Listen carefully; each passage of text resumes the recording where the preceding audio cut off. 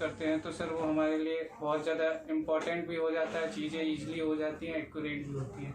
लेकिन on the contrary इसके sir कुछ डिसएडवांटेजेस भी होते हैं। इसके लिए सर लोगों में जब तक डिजिटल लिटरेसी नहीं आएगी सर इसको कंट्रोल करना मुश्किल है। आपका इस शौक से जो वर्क है, प्रशासन को किस प्रकार मदद मिलेगा? सर अभी जो प्रशासन है वो ई गवर्नेंस पे पूरा फुली फोकस्ड हो रहा है। जैसे RTI बिहार की गवर्नमेंट साइट है जानकारी।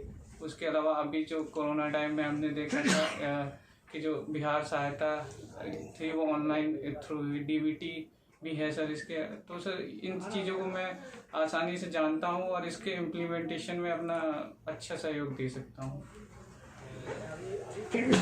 ऑप्शनल सब्जेक्ट क्या है? सर मेरा ऑप्शनल इकोनॉमिक्स है। इकोनॉमिक्स। जी सर। रॉबिन्सन और सैमुअल्सन के ये डेफिनेशन में डिफरेंस क्या है? सॉरी सर रिकॉल नहीं कर पा रहा हूँ।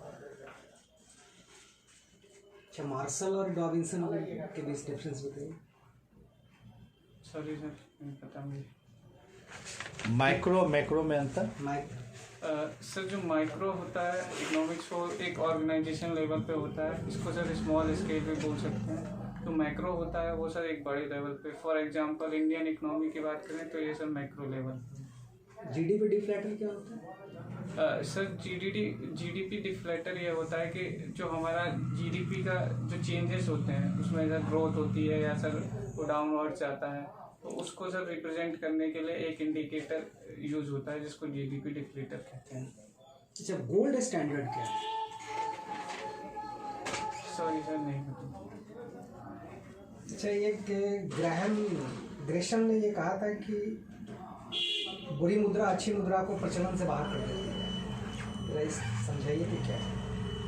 सॉरी सर इसके बारे में नहीं पता। आपका इकोनॉमिक्स ऑप्शनल है ना? जी सर।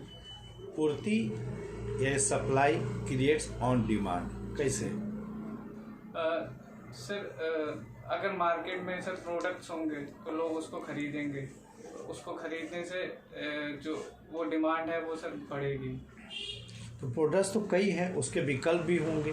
जी सर। तो विकल्प ही क्यों नहीं खरीदें? ये तो सभी के लिए आ सकता है, नया विकल्प के लिए भी नियम आ सकता है। जी सर। कि हम अगर ऑलरेडी मोबाइल पहले से है, एक नया मोबाइल दे दिए तो हमारा सप्लाई किस प्रकार डिमांड को क्रिएट करेगा? सर जो डिमांड होती है, कोई भी कस्टमर डिमांड करता है तो सर उसके कुछ प्रेफरेंसेस होते हैं, उसका कोई टेस्ट होता है और सर वो क्वालिटी पे भी कंसीडर करता है। तो चलिए बोलिए, आप बोलिए। क्वालिटी पे भी कंसीडर करता है। तो सर ये सारी चीज़ें होती हैं जो कि एक कस्टमर को कोई चीज़ खरीदने या ना खरीदने के लिए प्रेरित करती है। अच्छा, बेस प्राइस जी सर। या बेस ईयर जी सर। फिक्स करने के लिए 2 नॉर्म्स होते हैं। सॉरी सर नहीं।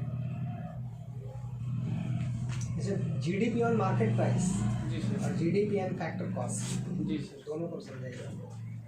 सर जो GDP फैक्टर कॉस्ट होता है उसमें हम जो बेस ईयर होता है उसके बेसिस पे जो GDP कैलकुलेट करते हैं, और जो मार्केट पार्ट अभी जो रिसेंट चल रहा है उसके प्राइसेस के बेसिस पे जो GDP कैलकुलेट करते हैं। अगर आपके पास GDP ऑन मार्केट प्राइस का डेटा है और आपको GDP ऑन फैक्टर कॉस्ट का डेटा आपको फाइंड आउट करना है तो क्या कीजिए? सर उसके लिए बेस ईयर जो भी जैसे अभी 2011-12 है GDP का बेस ईयर, उस पर सर जो प्राइसेस हैं प्रोडक्ट्स के उसको सर देख लेंगे जो गवर्नमेंट डिफाइन करती है और फिर कैलकुलेट किया जाएगा। आपका इंटरव्यू किस तारीख को है? सर 5 दिसंबर। 5 दिसंबर। अच्छा। भारतीय रेल का निजीकरण जी सर। के 2 प्रतिकूल परिणाम बताइए। सर जब भी कोई निजीकरण होता है तो सर उसमें जो रिक्रूटमेंट है उसमें कमी आती है, कॉन्ट्रैक्ट बेसिस पे लोग ज़्यादा जाते हैं। तो सर एक प्रतिकूल प्रभाव तो ये हुआ, और दूसरा जो गवर्नमेंट का जो स्टेक है रेलवेज में सर वो डिसइन्वेस्टमेंट के रूप में कम होता है। इकोनॉमी और इकोनॉमिक्स में बेसिक डिफरेंस क्या? सर जो इकोनॉमिक्स होता है सर वो बेसिकली डील करता है थ्योरी और थ्योरी से, और जो इकोनॉमी होता है उसका हम एप्लीकेशन देखते हैं उसमें। 9 डैश क्या है? सॉरी सर, इसके बारे में मुझे जानकारी नहीं है। क्वाड क्या है? सर क्वाड एक 4 देशों का एक बेसिकली जो मिलिट्री एक अलायंस है